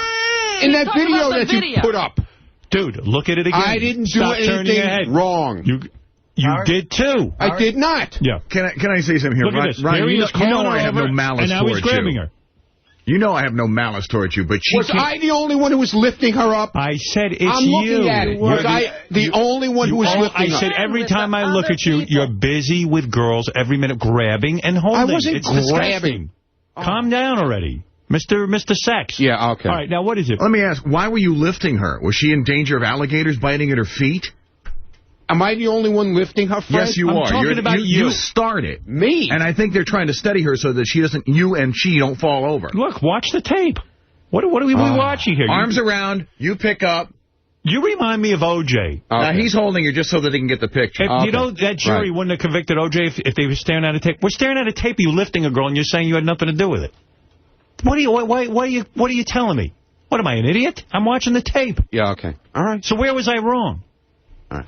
Whatever. Where was I wrong? Whatever. This is your actions on tape. Okay. If I didn't have it on tape, I wouldn't know. Okay, fine. I don't have your back. Get out of here. You're an ingrate. Just like everyone else. I mean, just like everyone else. Get out of here. You heard me. Just like everyone else. What are you talking about? Bring up everyone else. Now he's doing it. Yeah. Get out of here. Even Uncle Paulie wants you out. Get out of here. And he's dead. No. It's just ridiculous. He's coming back from the dead. It's so ridiculous, man. Yeah, Ralph, go ahead. I love how Ronnie totally misses the point and glosses over it. You go into these strip clubs going wee, wee, wee. Nobody's looking for wee in the strip. If Howard wants an emissary at the strip club, he'll appoint somebody to go out and say wee. Does Ralph getting through to you? Or No, Ralph can never get through to me. You don't hear what he's saying right now? No, I don't hear what Ralph says. You don't even understand what he's saying? I don't hear what Ralph says. Not even Ralph is getting through to you. Yeah. I mean, he just explained it about as perfectly as a human being can as explain it. simply as it could be explained. This has nothing to do with anyone else but me and you. Okay. And then, and Ronnie's got this really annoying thing that Natalie from the Dixie Chicks pointed out. He'll repeat. He repeats, like say something. Natalie from the Dixie Chicks. Yeah, she was telling us how, because she's a big listener. Yeah, say something about Ronnie. Ronnie shouldn't. Ronnie goes around using my name. Yeah, I go around using your name. Right. That's a conversation with Ronnie. You can pull tape of him. You just repeat. Yeah, I'm a jerk off. Yeah, right. Yeah. Yeah. Okay, Ralph.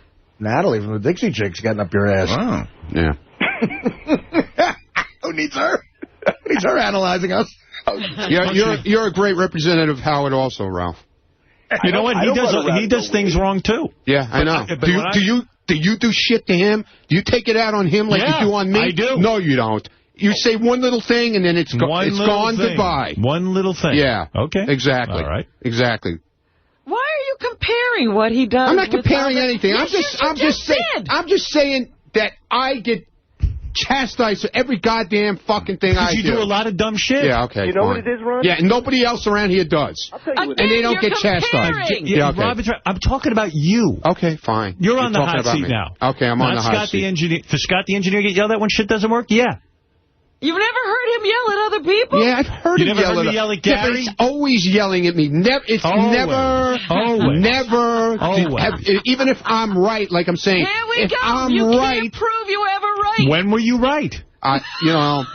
Give us an example. One time when you were right. I didn't think about it. I can't think of a time you were right. But you're saying that like you got a thing in your mind of when you were right.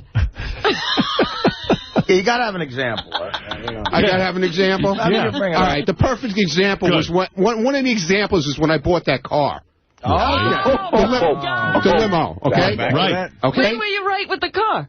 I sat and discussed it with Howard, okay? Let me ask you, the car you have now that I helped you get, do you see the difference between the car now that you have and the one where you couldn't turn on the heat?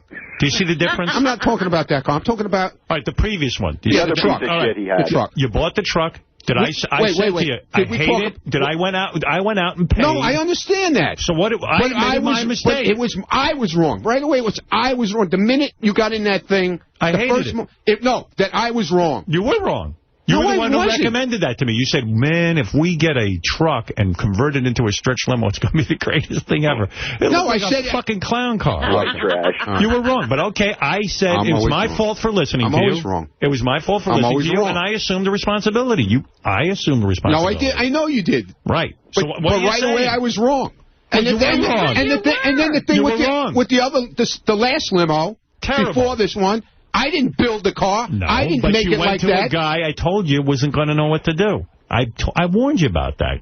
You got to accept responsibility, Ronnie. I said, Ronnie. Hey, Ralph, could you please... You're doing business with people. I want to talk to him. I'm talking to you. I don't need to talk to him. You were doing business with people. Am I talking to you? Do we have to have him talking to me? I don't need him talking to me. You don't control the show, unfortunately. I understand that. I'm asking you. I'm talking to you. Could you please get him off the phone? I will not. No. Okay. No, I won't take him off the phone. See? I like him. See what I mean?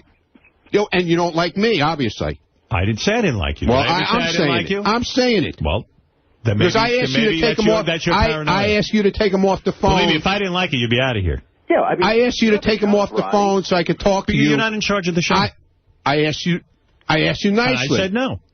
Is he 5? No. What don't you understand? I don't want to listen to him. I don't want to hear him in my head. I have him on the air. Yeah. Howard doesn't like me. I've never heard these kind of arguments from a young man. Yeah, well. Listen, when you're right, you don't hear about it because you're right. But you're always wrong. I'm always wrong. Right. There are many times you're always wrong. And you perform your job, and I'm happy.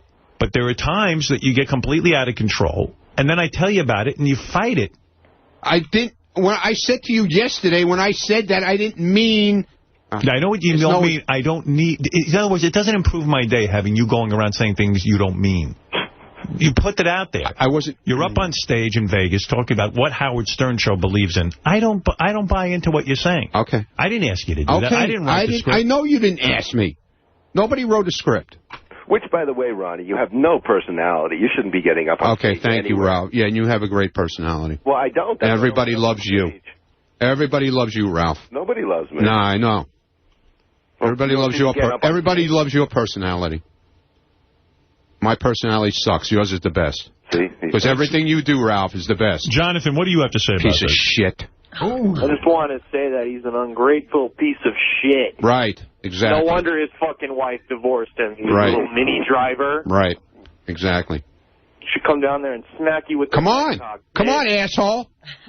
Come on down. All the big mouths. Come on down. Yeah, you should fire his son. Come on, asshole. Come down here. Yeah. All the big mouths. I should come down and smack you. Well, come on down. I'd bitch stop you with the pet cock. Yeah, right. Yeah, okay. Wow. Yeah, okay. That's your answer. Yeah, come on down. I'm telling you to come on down. You're telling him to come down? Yeah, let him come down. Come on down, Norton. Pete, you're on the air in Pittsburgh. Yeah, Howard, there's no doubt about it. It's time to fire him. Yeah, good. And you're up for the job, right? Put him back in the car, at least. I know you care about him. I'll go back in the car. Whatever you want, sir. Get you off, Ronnie. You know, listen to the way you're talking to your boss. I mean, I think Howard could kick your ass in reality. I've met you before. You're not that threatening, buddy. I wasn't trying to be threatening, was I? Did I try and threaten you, asshole, if you met me? Did I try and threaten you? You haven't aged very well if you take a look. You're not a good, look, you're not that guy who can pick up women anymore. Okay, fine. Get into reality, right. You're right. You left your wife. That's where you ruined your fucking life. Right. Okay. You had a good woman. You cheated on her. Right. You got into the celebrity lifestyle. Okay. And now look. Well, you don't know anything about him. Yeah, what the fuck do you know, asshole? I have to defend Ronnie on that. What the hell? That's what do you know? Fuck your wife when you left her. Yeah, good. Come on, get out of here with that. Dominic, go ahead. You're on the air. You guys are off topic now. It's getting ugly. It's getting ugly. Yeah. No, first of all, I think you're missing a point, Ronnie. Howard is not saying he doesn't love you or care for you or do anything for you. Dominic, I'm not going there with that. That's not what I'm going for. No, you're missing it, Ronnie. What he's simply saying is that you don't represent him with a show. Right. That's what he objects to. And yes, he does have your back. You know how he has your back? You're with him 20-something years. You make a great living. And everyone loves you. That's having your I gave him a life. No matter how many bad things I've done over the years, He's loved me and been my friend and Robin. Well, I don't love you, but I do love Ronnie. And listen, Dominic, don't include yourself in that group. No, of course not. When I jumped in the water, I haven't once heard you say, I was afraid you'd die. I wasn't afraid. Nothing will kill you. No, but seriously. No, in all seriousness, look, here's the bottom line. There's a lot of times you don't think. I know you like to think you do, but you don't. You go ahead and you carry on. You've got to think about things. And that's where you run into trouble, that's all. Thinking. You're not don't think so much. All you got to do is stay out of trouble, and then you're fine with me. Don't go around us on the show, what we think. Right. That kind of thing. Okay. You're probably better off just not doing those appearances. Yeah, Ralph. Ralph, stop. Yeah, mind your business, okay, Ralph? Because you usually get into trouble. Yeah, right. Well, you're such a... No, I don't get into trouble. This one time I got into trouble. A little bit. Yeah, a little bit. Oh, yeah, I get into trouble. A little bit. I don't want to see anything bad happen. That's why I'm worried about your behavior. I want to make sure you understand. That's what I'm trying to teach you. That's all. Right. Okay. If I can teach you, you know what they say? Give a man... Oh, no. Give a man a fish, and he can eat all day. Think about that one. Yes. All right? What? You know exactly what I mean, Ron. Teach a man to fish and he can eat all week or something like that? That's right. If you give a man a fish, he can eat that day. Right. If you teach him to fish, he can eat forever. Right. I'm trying to teach you how to fish. Not Robin. Robin don't eat fish. I go fishing all the time. I can feed everybody else. All right. Well, don't fish for tuna. Evidently, it's very rare. No, I don't fish for tuna. All right. Thank you, Ronnie, and I hope that helps you. I'm only trying to help you, pal, because this could only get worse. Okay. All right. Ralph, thanks for helping me. Yeah, thanks, Ralph. Ronnie. Anytime. I'm always there for you, man. All right, thank you. Trying to help you, Ronnie. I love you. All right, you got Ronnie's back? You got Ronnie's back? I totally got Ronnie's back. He's a great guy. Oh, yeah, you got Ronnie's back. Yes, Nick, go ahead. You're on the air. Howard. Yeah. Hey, you know, Ronnie's amazing. Does he realize he's even out in Vegas at those stupid awards because of you? Well, of course. I mean, that's the problem. He doesn't get it. Yeah, he's a total retard. I mean, he's standing next to Ron Jeremy on stage, and he thinks, like, that's because he's Ronnie. Like, it's because he's Ronnie the limo driver from the Howard Stern show. And also, since you pointed out that repeating thing, he's done it about 10 times. He's really, it's like an OCD thing with him. You know, I gotta repeat stuff. I gotta say, you know, and I don't feel guilty about this because, you know, they're not comedians. That tape of Ronnie and Ron Jeremy is one of the most... It's the most awful thing I've ever heard. It's so bad. Because I've been out with Ron Jeremy where he tries to be funny and he tries to tell you about a bit that he wants you in, and it's so bad. Right. He's so embarrassing. Well, he's another guy who wants to be a comedian. He's not. Well, he tries stand-up. He tells me he does sets. Yeah, I'm like, where do you do sets? And he totally didn't know it was Ronnie backstage either. Ron didn't know who that was. Oh, listen, you hit it on the head, Nick. You're right. This guy, he going around saying, I don't have his back. His back, I created his back. That's the most ungrateful thing anybody does. Exactly. It was very insulting to me. Thank you. 20-year listener. Love you, man. Thanks, Nick. That's Nick, everyone. Is it sinking in, Ronnie, yet? He left. He left. That's it. I dismissed him. I think he should go back to the turtlenecks. It's after Labor Day. Roy, go ahead. Hey, Howard, what's up, man? I want to fuck all these listeners. Ronnie's the man. All right, there you go. A lot of people like Ronnie. It's not that I dislike Ronnie. I wouldn't have him here if I didn't like him. But he's very, very, very touchy and doesn't think sometimes. The least little thing you say to him sets him off. Yeah, you can't correct this guy and say, look, you're out of control. I don't like your behavior. This is my show, and I want people to conduct themselves a certain way. Mm-hmm. You know? And he really should have come in here and apologized. That's it. That would have gone a long way with me. He never sees that. An apology. You walk in like a man and you say, you know what? I say dopey things. I'm not trained as a professional. I see your point. You let people piss in the streets, man. Yeah, I mean, what is that? Yeah, the most infantile arguments I've ever heard. Worst arguer ever. Yeah, you let people piss in the street. People do much worse things than I do. Well, it's not Ronnie, the district attorney.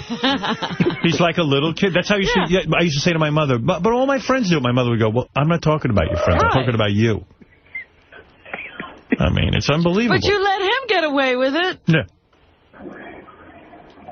You don't have my back. That's his back. I gotta have his back on everything. Whenever he's right, you never defend him. He's a 3-foot security guard. Yeah. You don't have his back. Yeah. I got a security guard I think anyone could beat up. And he's saying I don't have his back. How could he say that? You're I don't have him. I keep him on. Everyone towers over him. Well, this is exactly why he shouldn't be talking, because he never is understood. He says you don't have his back, and then he says, but I didn't mean that. Who else would hire him as a security guard? No one. Helen Keller wouldn't hire him as a security guard. She'd feel him and go, I need a bigger man. Quite frankly, nobody would hire him as a driver. He's not that good at that either. Oh, he's a good driver. Oh, come on. He's all angry when you tell him to do something. That's true. He has a terrible attitude. He does have a bad attitude. Bounces you around in the back. If you go, Ronnie, you mind if I go here? You don't need to go there. Why do you want to go there? Why do you want me to drive you? You know what it reminds me of? Helen Keller was feeling him. She goes, where's the top of you? Where's your top half? You know what it reminds me of? Like that kind of belligerence. Letterman used to do a bit called the NBC Nurse. And the NBC Nurse was just like this guy who looked like a union janitor guy. Yeah. A bitter asshole. Like, so Letterman would go down and he would walk into the nurse's office, and the guy would go, what's the matter with you, Letterman? Would you hurt your back carrying all your money? Yeah, right. Like, that's Ronnie. Oh, he gets so angry. When someone asks him to go somewhere, I can't get back in time. What do you want? Yeah, I'll drive you there. I'm afraid to ask him to drive me anywhere. Yeah, I'll drive you there. Ron, would it be okay if we went to a store? You didn't tell me about this until now. Where is it? I go, well, it's spontaneous. I feel like going somewhere. You didn't tell me about this till now. Yeah, it's the emergency room, Mike. Hey, Howard? Yeah. I had an accident. You know, somebody just reminded me, on the wrap-up show yesterday, we didn't pull this clip because I didn't think it was that big a deal, but Ronnie said he thinks that he irritates you so much now that he's trying to drive you as little as possible. Wow. Because other guys drive you more. No, he irritates me more by not driving me because he's trying to stay out of your way. No, he's retired now. He doesn't even drive anymore. He puts guys sometimes in there. He could do the job. He doesn't even drive on weekends anymore. I know. Way to read a situation. Direct opposite. I hired him to drive me. Now he's too busy. He's got other people in the car all the time. Yeah. He's got a whole team. Yeah, he's got a whole team. Team Ronnie. And you don't have his back. He doesn't even have to drive. No. This is a guy who's a driver, doesn't have to drive. He hardly drives at all. Apparently all he does is sit in the hallway. You're not kidding. You talk about a cush job. He's meant he used to be a driver.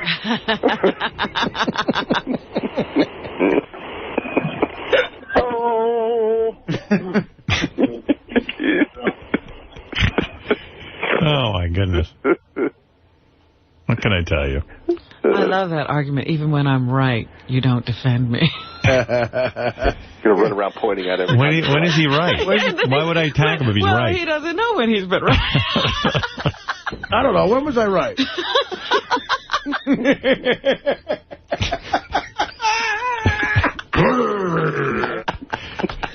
He's angry. Very angry. Why is he so angry? He's happy as a clam. I don't know. He's angry. Yeah, I'm jealous of Ronnie's life. He has it way more together than me. He seems happy. Robin, he sure does, Artie. No, but he looks good. Yeah, he looks good. He's in good shape. He's got, he looks nice. He's presentable. He's, I don't know. Yeah, why is he so mad? I don't know. Well, he needs intensive therapy to find out why he's so angry. No, what I don't understand is why he needs intensive attention from you. Oh, that's the whole thing. Oh, yeah, I'm angry. He's the angriest guy I know. Scott, who's the angriest guy you know, honestly? Be honest. Besides Scott? No. Who's the angriest guy you know? Besides me, that would be Ronnie, I guess. Why, was there something going on? I was working, but I wasn't listening. Hey, you were working. I'm glad to hear that. You guessed that, and you weren't even listening. No. You mean out of all the people that came to mind, Ronnie came to mind? Yeah, I mean, you know, he sits in my studio. He's just like a ball of anger every day. He just sits there. What is he angry about? I don't know. He shouldn't be angry. But what does he talk about? Like to me, every minute he's angry. He doesn't even like driving. Yeah, he I don't know what he doesn't like anything anymore. Right. He hates driving, he hates guarding, and he hates everything. Oh, man. Guarding. Says you're the angriest guy he knows. Guarding. You're the angriest guy he knows. You want to start with me? Uh-oh. He asked me a question. I'm not starting. Yeah, it's okay. I'm the angriest guy. There you are. All right. Fine. You don't know you're angry? Whatever. See, you ask him a question, he's like, you want to start with me? Whatever. I mean, that's what you get. Yeah, put the spotlight on. I mean, I used to be angry like him, but I'm calm now. You're calm compared to him. That's right. Yeah. You don't know you're angry? You don't know you're angry? I'm like a Deepak Chopra. I know I'm angry, okay? I know it. Oh, my goodness. I know I'm angry. What are you angry about? You got a good life. That's me. Yeah, but what's wrong with you? Nothing. Why are you angry? Why do you go to therapy? I go to therapy. Oh, my goodness. I'm fucked up. I go. Can you imagine a Not therapist? working. Ralph, he's still there. I can't fucking believe it. See? Hello. He barely goes to therapy. Really? What do you mean barely? I go every week. That's not enough. Well, I can't. I can't. With your level of anger, I can't go every day like you do. You should sell everything and just go in there 5 days a week. I can't. You should move in. Should move in with a therapist. I can't. Cut down on the traveling therapist. Cut down on the gold bracelet. You should have a therapist in the front seat. You sell that gold bracelet. One bracelet? I'm busting your balls. I know you're busting my balls. How much is that bracelet? Sell it and then go to your therapist. I don't therapist. know how much it is. Somebody gave it to me as a gift. All right. I mean, it's got to be $18 if it's a penny. Then. I got to tell you, it's fantastic, that gold bracelet. Thank you very much. Thank you. Tacky gold bracelet. Yeah, tacky, yes. Very tacky. Yeah. Oh, yeah, it's tacky. Yeah. Yeah. Natalie. Who the hell is Natalie anyway? Natalie's the lead singer of the Dixie Chicks. Okay, so why is she picking on me? What did I do to her? She actually just listened to you, Ronnie. And why is she picking on me? She observed. She's not picking on you. She observed that every... Why is she picking on me? Every time... What did I even do to her? What the hell did I do to her? Every time she hears you, you repeat everything. Okay. She noticed that. She's just fan. She's just making an observation as a fan. See how you're paranoid? She's just saying, hey, every time you talk to Ronnie, he repeats. You think that's picking on you. I'm sure she has issues with stuff we all do. Okay. All right. Can we drop this now? You hear what people are saying about you? You're the angriest guy they know. That's great. And there's a lot of angry people around here, including me, and you're the angriest. And Scott knows you love that? That's nothing to be... And like Artie said, what are you so angry about? Doesn't bother me. I don't care. You got a great life. I don't care. And why are you trying to get out of driving Howard? Yeah, that I don't like. Because you know something? I'm not trying to get out of it. This guy don't work on weekends. Forget about it. He's retired.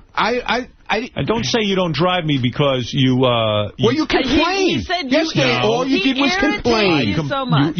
That Beth gets upset in the back seat, and we're rolling all over the car. When I put up the divider, you get upset. Why would you want to drive with me then? You're insane. He's telling you to drive better, not... I didn't say I don't want to drive with you. Hello. I said don't drive crazy. This is how I've always driven, Don't hit the brakes heavy. You know what you're doing.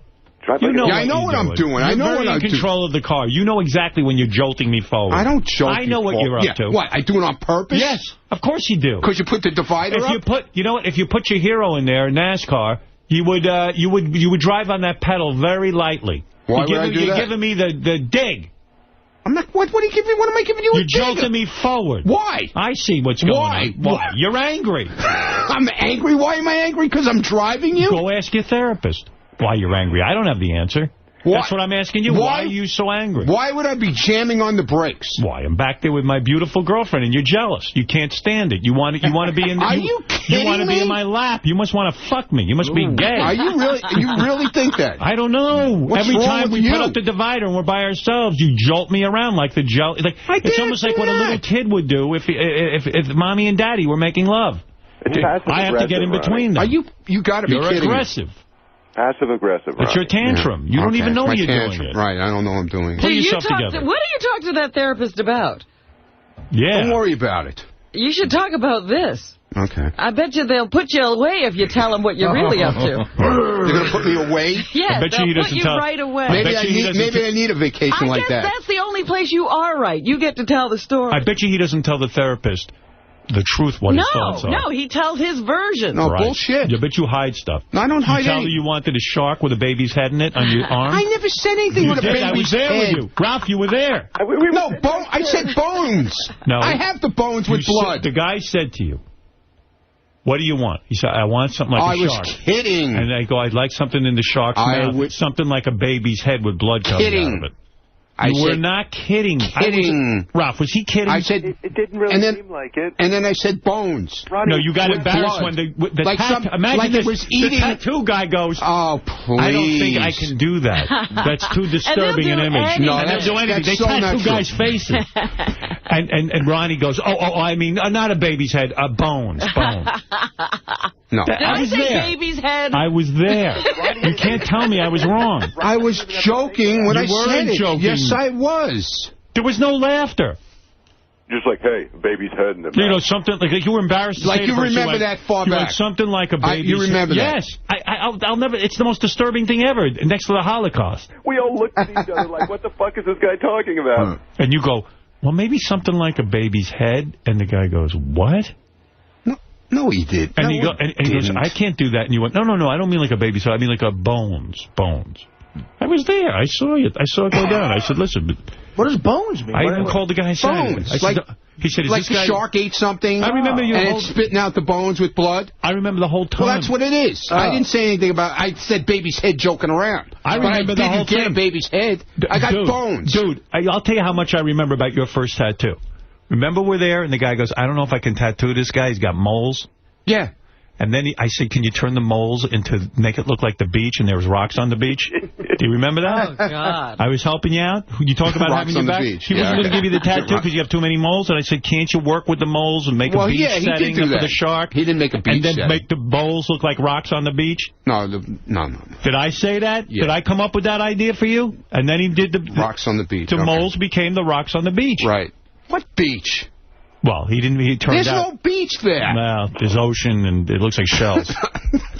I said, could you turn the moles into the artwork? Looks like a hairy ocean. Yeah, okay, hairy ocean, yeah.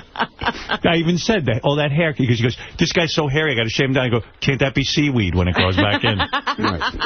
Seaweed. Yeah, seaweed. Right, yeah, seaweed. Right. No, it was. We said it could be a seaweed motif for the shark. Right. Whatever you say. And you said, no, don't worry, I'm going to shave the hair by the shark. Right. So it doesn't have to be seaweed. Okay. But the moles, he wasn't sure. You shave your tattoo every day? Every day? No, I don't every day. You shave your arms, Ronnie? No, he has to buy the tattoo or else it will look like seaweed. Hairy shark. What's wrong with trimming the hair by your tattoo? Is there something wrong with that, too? You have to do that. No, I don't. No, otherwise, who's going to see the shark? It's going to look like it's surrounded by seaweed. No, it's not. I mean, it's bad enough the moles are rocks. Why would you get a tattoo in a place you got to shave? What are you talking about? What are you talking about? A lot of guys do that. But that's everywhere on Ronnie. He's a man. He's hairy. So what? Now I got your back. Okay. See, they're out of line. You got your hairy back. Right. You see, you're disgusting hairy back. Right. Yes, Dominic. First of all, you're worth $200 million a year. You now have 2 hours almost on Ronnie and driving it. But when you're in the back seat, am I wrong, as it happens to me, that it makes you crazy that when you're fighting, when you're even speaking to Ronnie, close the divide, I want to talk, that it seems like, I don't know if it's really happening, jamming on the brake, sharp turns, going. He gets a little aggressive. Stopping. What are you talking about, Dominic? When have you been in the back of the car? I'm saying that's what Tommy does with me. And I think Tommy says, he's doing nothing wrong. But I think it's all done on purpose. That it's done to anger me. Well, of course, because he's angry. Well, I'm not angry. I don't care if you close the divider, dude. I don't know. Something goes on with you. I'm telling you, your driving's different when I close the divider.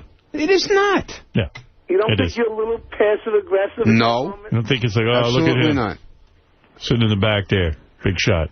Boom, I'll teach him a lesson. What, are you crazy? I don't know. Well, when you're cutting off cars and he's free... I wasn't cutting off...